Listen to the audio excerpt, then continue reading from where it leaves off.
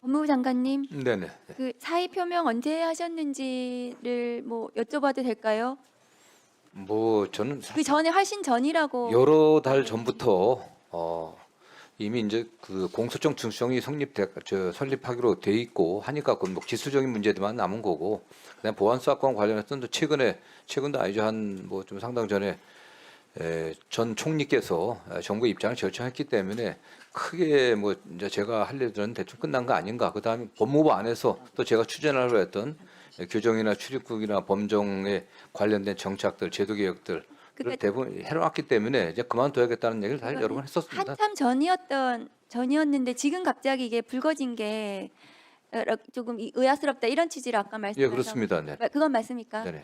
그러니까 이게 장관님께서 사의를 표명하신 부분 그 날짜가 훨씬 전이었는데 지금 이게 불거진 이유가 뭐냐 하면 이 수사권 폐지와 관련해서 국민의힘 조선일보를 위시한 보수 언론에 땔감을 주고 있습니다. 그런 의도로 이것이 지금 언론에서 계속해서 회자되고 있고요.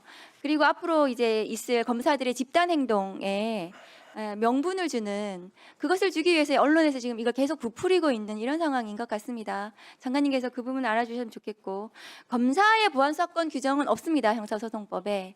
보안 수사는 필요하죠, 장관님. 당연하지 않습니까? 보안 수사는 수사라는 것이 한 번에 다 끝낼 수 없기 때문에 보안 수사는 필요합니다. 다만 그 보안 수사를 누가 하게 할 것인가, 그 국민들은 보안 수사가 필요하다는 것에 대부분 공감하고, 아마도 지난번 갤럽의 여론조사는 그런 취지의 국민들의 답변이었을 거라고 생각합니다. 다만 검사의 수사권 남용이 너무나 문제가 돼서 내란까지 저질른 이 검찰 권력을 개혁하는데, 그 경찰에 문제가 있다고 해서 검사에게 수사권을 주는 방식으로 해결해서는 안 된다는 것이 검찰개혁의 대원칙이라고 생각합니다. 장관님, 근데 또 한 가지 다른 거 제가 여쭤볼 게 있는데, 어제 채널A 보도로 민주당 신천지 유입설 당원, 이게 보도가 됐는데, 민주당 경기도 지역에 수십 명이 민주당 당원으로 신천지 신도가 가입했다, 이렇게 언론 보도가 나고 지금 이것이 민주당 내부에서 문제가 되고 있는 것 같습니다. 그런데 이게 그 보도 내용이 사실이라면 몇 명 가입한 게 무슨 민주당의 문제가 되겠습니까? 어떤 그 종교 단체에 있는 사람들이 당원으로 가입할 수도 있는 거죠. 근데 이게 민주당 전당대회와 맞물리면서 검찰이 지금 민주당 전당대회에 영향을 끼치려는 의도로 언론에 이것이 나갔다면 이것은 굉장히 큰 문제인 것 같습니다. 그런 부분에 있어서 법무부에서 저는 챙겨봐야 될 거라고 생각합니다.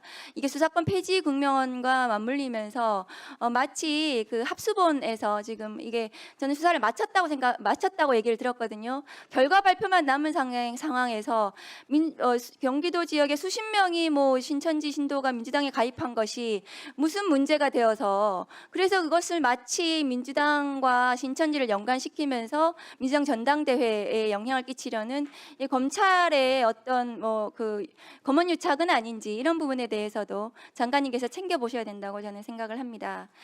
그리고 존경하는 김용민 의원님께서도 아까 말씀하셨는데, 그 범죄 피해자가 사법 절차에 참여하는 것은 매우 중요하다고 생각합니다. 제가 이번에 상정된 의사일정 7항에 있는 형사소송 절차에서 범죄 피해자 참여권 관련해서도요, 그 법원 행정처장님께도 여쭤보고 싶습니다. 예.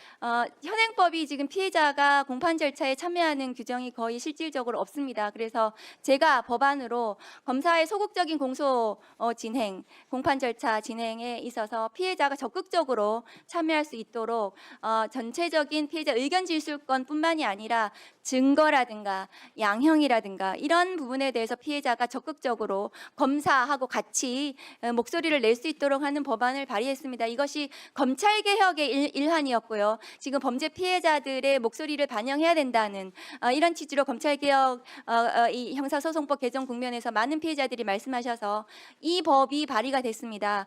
그래서 이 법이 보다 적극적으로 이 법안에 담겼으면 좋겠고요. 법원 행정처에서도 이 부분을 적극적으로 보다 좀 이렇게 그 긍정적으로 이 부분이 형사 절차에 피해자가 적극 참여할 수 있도록 하는 이 부분에 대해서도 좀 의견을 적극적으로 내주셨으면 좋겠습니다. 처장님 어떻게 생각하십니까? 예, 적극 검토하도록 하겠습니다. 예. 그리고 헌법재판소 사무처장님 오세훈 서울시장 최근에 정치자금법 변론이 났는데요. 네. 이것이 633 원칙에 따라서 내년 1월 말에 선고가 끝납니다. 확정이 되면 보궐선거를 해야 됩니다. 그런데 오세훈 시장이 재판 소원하겠다고 하고 있어요. 그래서 재판 소원이 만일에 이것이 신청이 되면은 보궐선거 국면에서 2월 말까지는 이 재판 소원이 끝나야 됩니다. 그렇기 때문에 가처분을 어떻게 할지 모르겠지만 헌법재판소에서 신속하게 결론을 내주셔야 된다고 생각합니다. 챙겨봐 주셨으면 좋겠습니다. 네, 알겠습니다. 전달하도록 하겠습니다.